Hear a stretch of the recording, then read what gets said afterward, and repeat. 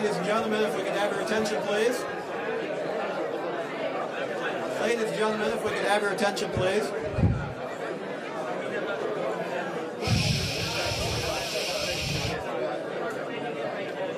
Ladies and gentlemen, just for a couple minutes, if we could have your attention, we can get the program going. Our speaker is here, and we want to get the program going. You all have been terrific to be with us all day, and we know you want to have a drink in your hand, and so we encourage you to do so. We have one final item of business, and we think it's going to be one of the best ones yet. We are delighted to have Senator Marco Rubio, as our reception speaker, and here to introduce him is the Chairman of the Council of the Americas, Andris Gluski. Ladies and gentlemen, please join me in welcoming here to the podium Andris Gluski.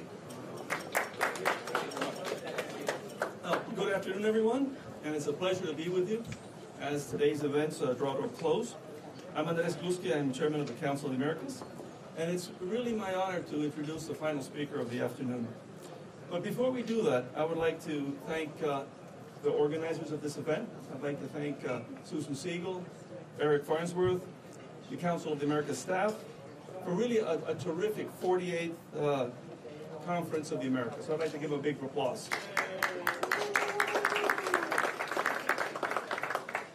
Throughout the day, we've heard from secretaries, ambassadors, CEOs, senators, and I also want to thank everybody who participated for their engagement. I'd also like to thank another distinguished leader in the hemisphere who is joining us in the closing, and this is our good friend Luis Alberto Moreno, President of the Inter-American Development Bank. President Moreno, really thank you for being at the forefront for promoting a dynamic, sustainable, and inclusive growth agenda for the Americas. Our next and final speaker has embodied similar leadership in the Americas. He's a prominent voice in the U.S. Senate and Senate Foreign Relations on issues of democracy, security, and human rights, and commerce in the Western Hemisphere. In particular, he has championed democratic principles in Cuba and Venezuela. And as a Venezuelan American with a Cuban American wife, this is very close to my heart. So I really thank you for looking after those who can't look after themselves in these moments. So Senator Rubio is a good friend of the Council. Last year he honored us with a keynote address at our conference luncheon, and I had the honor of introducing him. So with that, I'd like to invite Senator Marco Rubio to the podium, and please give him a big hand. Well, listen, I've been at love for these to know. I'm not going to, you guys, first of all, crowds are always better when they have a drink in their hand. That's a good thing. And you've had a long day and heard from a lot of people, so I don't want to be repetitive, but it's great to see so many good people here. Luis, great to see you. I was so disappointed the first time I learned that they don't give out car loans at the Inter-American Development Bank. I thought, I got a friend in banking. Apparently it doesn't help. But no, it's always good to see you guys. So I thought you've heard from everyone, you've heard about a lot of things. And so rather than give you a long speech, just maybe touch on some of the events of the last couple months and what I've been up to. Obviously, and maybe a good segue is just to start about the Summit of the Americas that just occurred. And I know it was a significant disappointment that the president couldn't come. I think that weekend, bombing Syria is probably a pretty good excuse for having missed. But the vice president went and did an excellent job. And one of the things that happened at the summit that wasn't picked up enough on, and I think merits attention, is that the vice president at the summit offered to have the United States host the next Summit of the Americas. And I believe the Canadians and the Brazilians are also interested in doing it, but I have a feeling that perhaps they might be in favor of us hosting it here. And I would just have one suggestion, if I can mess with this. Is that better? Because I felt there's a little feedback. I actually hope the summit will not just be in the United States, but will be in Washington, because it will give an opportunity for my colleagues in Congress to interact with the leaders and heads of state from the region. And also because it would be easier for planning purposes, since all these countries have embassies here as well. But really, from our end, it would be really helpful to be able to have members of Congress who are not going to go to the summit's going to come to them. And you want to talk about engaging Capitol Hill in the Western Hemisphere, having all those heads of state here would be a phenomenal opportunity to do it. So I figure, since I'm inside the State Department right now, I might as well make that pitch. No better place. So I want to break my brief comments into two segments. The first is challenges and the other is opportunities. We know what the challenges are. The first challenge, of course, is that challenge the democratic order in the region. And we throw that term around so loosely. It's like a throwaway line. Thank you, sir. Supporter of democracy, apparently. So happy about it. But it's like a throwaway line in all these speeches and conferences. But I think we've taken it for granted. I think we've taken for granted that in a hemisphere that literally not long ago, and I'm talking about in the last 20 to 30 years, an enormous percentage of the population did not live in democratic countries. And today they do. They have a voice in electing the people who choose them. Sometimes they elect people that like the United States and work with us, sometimes not so much, but irrelevant. The point is that the people get to choose them. But there are a couple of exceptions to the rule, obviously, in Cuba, to a significant extent in places like Bolivia and in Nicaragua. But I think the most troubling is what's happened in Venezuela, which has one of the oldest traditions of democracy in the hemisphere, one of the richest countries in the world. It has been challenged in the democratic order for a number of years, but this is an all-out collapse of it. In essence, we witnessed a modern-day coup d'etat in a regime that basically took power, canceled the Constitution, ignored all the rules, basically tried to annul the elected National Assembly and replaced it with a fake Constituent Assembly. And while that has been incredibly tragic, one of the great things that's come from it is a regional response. In the modern history of the hemisphere, we have not seen 14 countries of the size and magnitude, representing an enormous majority of both the population and the gross domestic product of the region, not even including the United States, these 14 Lima Group countries, come together.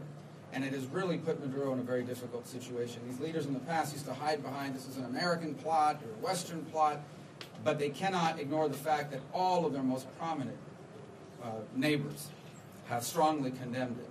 And I think we should strongly continue to support that collective response. And I had an opportunity not just to meet and personally thank the President of Argentina and the President of Honduras and others at the summit, but just returned from a few days last week of traveling to Costa Rica, in which I thank not just the former president today, because they just had their swearing in, and the incoming president, who's 38 years old. So either I'm getting older or presidents are getting younger. But at 38 years of age, who continues with the same commitment. Then we were able to go to Panama and thank them for their strong commitment. And then on the way back, we stopped briefly in the Bahamas. I had a suit on the whole time, so it was not a fun thing. But then had a visit in quite a while from a member of Congress, at least for official business purposes, and thanked their prime minister. And there's going to be a meeting in Mexico at some point soon in which these 14 countries, and I hope it'll be 14 plus 2, including the United States and the Bahamas and whoever seeks to join us between now and then, to not just talk about the issue of Venezuela, but what we can do about it. And what I've really pushed both at the summit, in our meetings, and here on Capitol Hill, is the argument that we should, number one, be focused on humanitarian assistance, and not just to migrants, not just those who have fled Venezuela, but also try to open up channels to deliver it inside of Venezuela, which the Vice President alluded to yesterday. And it doesn't have to be a U.S. government initiative or a Brazilian government initiative.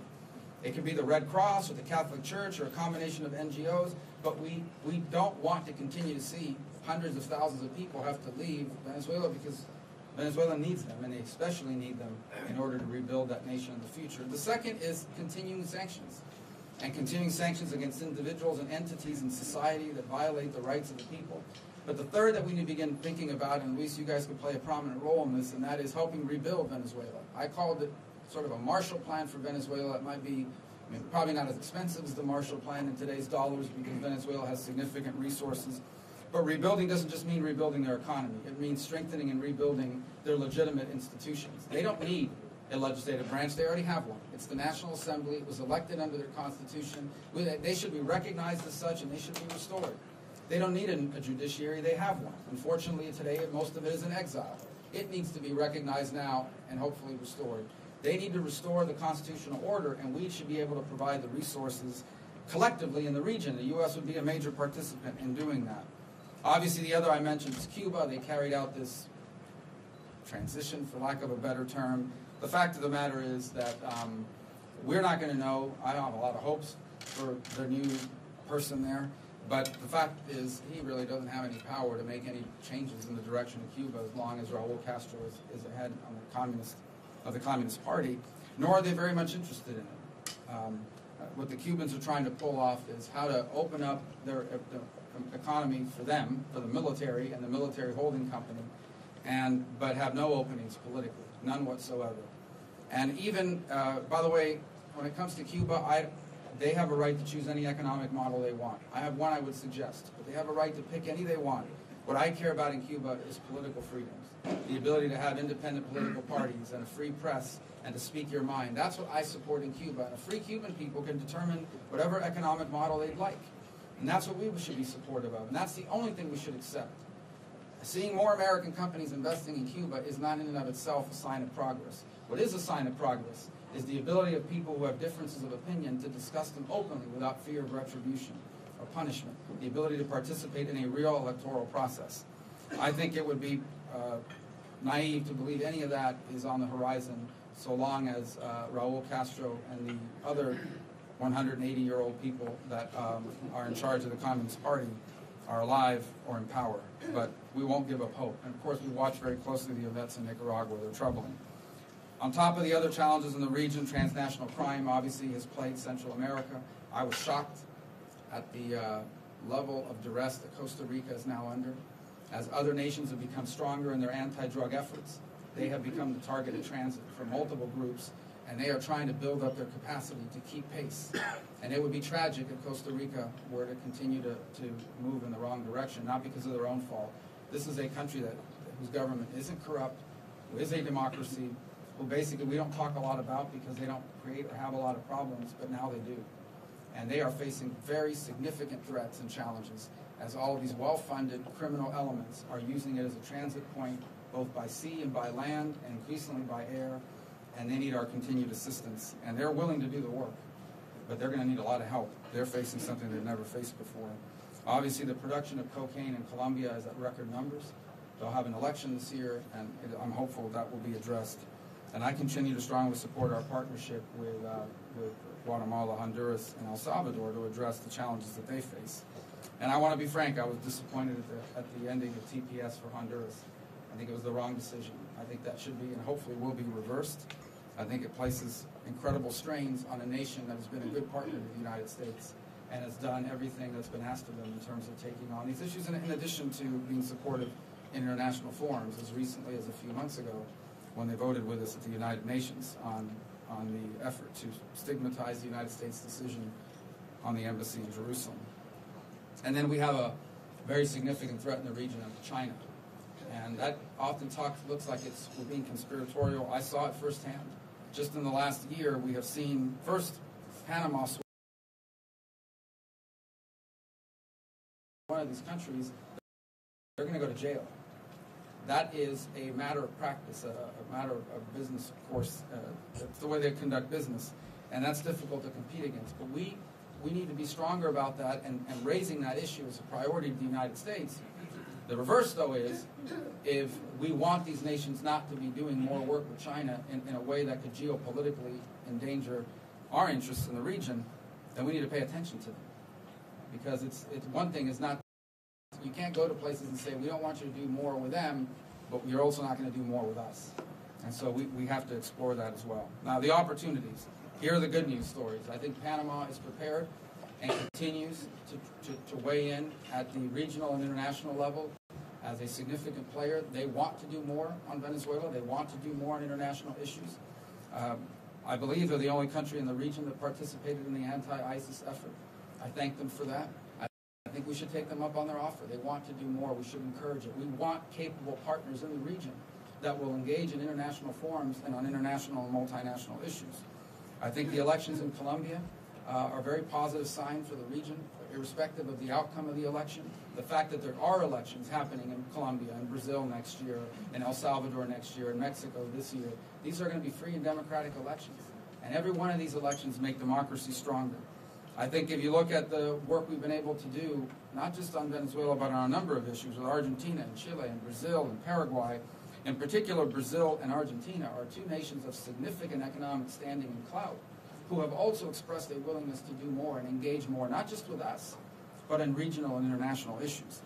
And by the way, I got to tell you, the Prime Minister of the Bahamas, if I didn't already say this, I was so impressed with him. He's a physician, an OBGYN, but by all accounts is a straight shooter and someone who is committed to confronting some of the challenges of a neighbor of Florida's.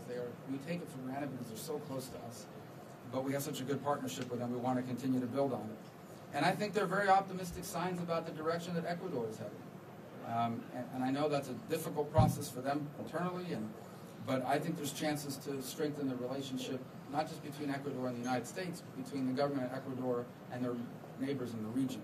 And I think that's a very, very promising sign.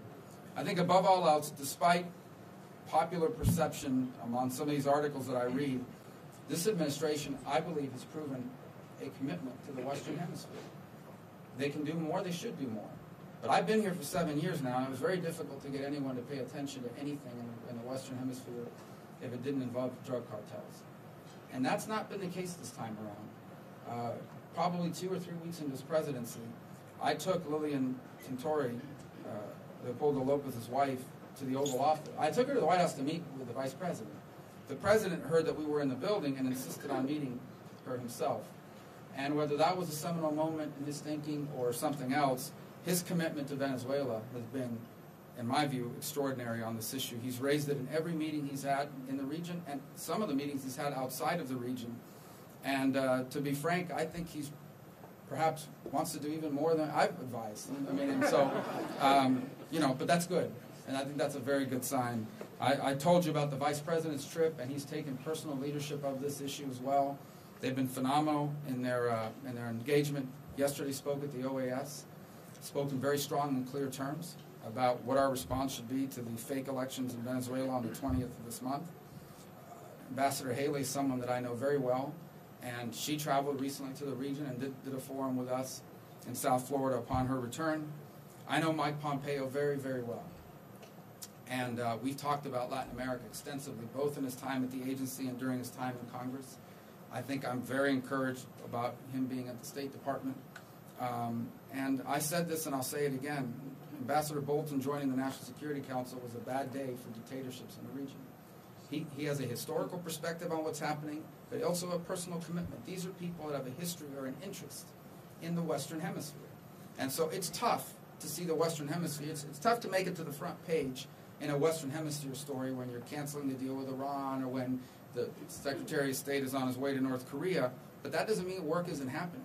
Work is happening. And there's more work to be done. We have a lot of vacancies in embassies in this region. We need to move on that. We want to move on that. I would be remiss if I didn't mention one more person, and that is a friend of ours from South Florida. Our kids actually, his kids are younger than mine, but they're in the same school, they're moving here, and that's Carlos Trujillo, who's our new representative at the Organization of American States. Oh, Carlos is here. I didn't even know you were here. You see, I talked about it. And Carlos is doing a great job. He's going to do an even greater job. And he got that baptism by fire at the summit when the stormtroopers from the Cuban regime came to shut him down. But they're not even good hecklers. We have better hecklers in America. But anyway, he's going to do a great job. And I think you've already seen his forcefulness, his ability to express himself, and more importantly, his core values. And that's the one thing that I want to say about Carlos and Nikki, and ultimately about the Vice President and the President. There are a lot of people in the administration that haven't spent 20 years dealing with the Western Hemisphere or even foreign policy, but their instincts and their principles are right. And if your instincts and your principles are right, that is 90% of foreign policy. The knowledge is important, but it has to be guided by your instincts and by your principles.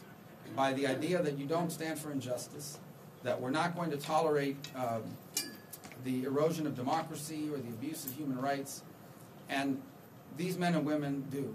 And I would also be remiss if I didn't close by thanking the men and women of the Foreign Service who serve in these embassies and consulates in the region. Many who have done so for years without an ambassador in some cases, who every single day get up in the morning and do extraordinary work on behalf of our country and are changing lives in real ways. And I'll close with a true story about a group that I met that I was so impressed with, and that's the work of V.A.A. and the embassy in Peru. A few years ago, or a few months ago, they began, maybe a year and a half ago, they began work on the issue of illegal mining. And illegal mining just sounds like someone stealing stuff, but it's actually more nefarious than that. These criminal groups in Latin America and in the hemisphere have figured out how to launder money in a very creative way. And that is, they realize that in the United States, if you enter with $1 million of gold, about 50 pounds of gold, you don't have to declare it on your customs sheet.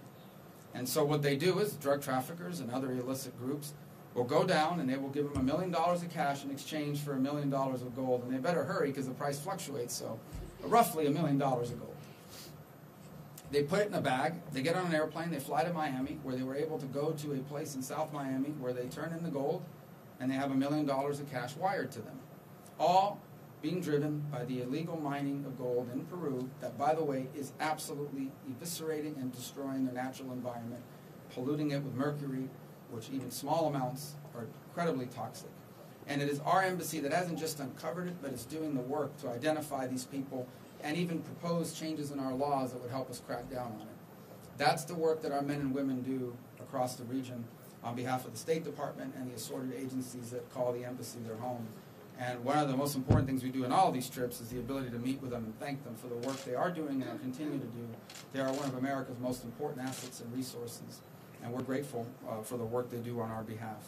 So I think it's a time of real challenges, but also of exciting opportunities in our region.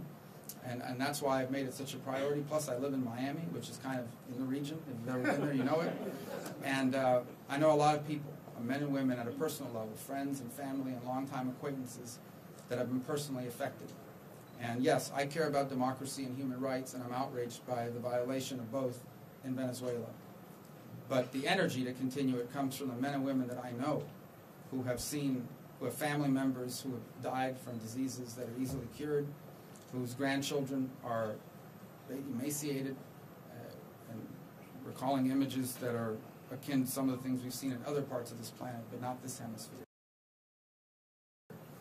And when you know men and women that have been directly impacted by the challenges of the region, I think it motivates you to work even harder on their behalf. And I'm hopeful, I really am. Despite our challenges, I'm hopeful that in a short period of time, in the next few years, we'll be able to look back and say that this was a period of renaissance for democracy, for rule of law, and that this nation played a critical role in bringing the region together collectively to confront these challenges and embrace these opportunities that this region has for the 21st century. So by this time next year, even when you invite me back, hopefully we'll have really good news on Venezuela, great elections that have been conducted in the region, and a place that is safer and more prosperous for the people there now and for future generations. So thank you for the opportunity. I appreciate it very much. Thank you.